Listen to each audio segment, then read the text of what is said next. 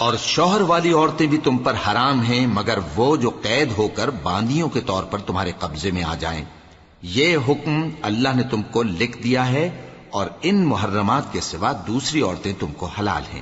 اس طرح سے کہ مال خرچ کر کے ان سے نکاح کر لو، بشرطے کہ نکاح سے مقصود عفت قائم رکھنا ہو، نہ کہ شہوت پرستی۔ تو جن عورتوں سے تم لطف اندوز ہوئے ان کا مہر جو مقرر کیا ہو ادا کر دو،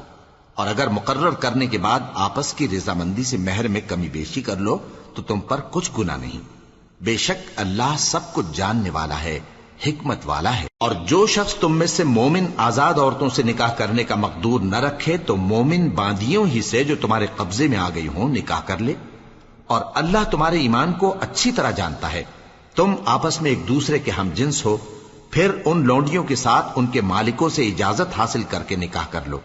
اور دستور کے مطابق ان کا مہر بھی ادا کر دو، بشرطے کہ وہ پاک دامن ہوں، نہ ایسی کہ کھلم کھلا بدکاری کریں اور نہ در پردہ دوستی کرنا چاہیں۔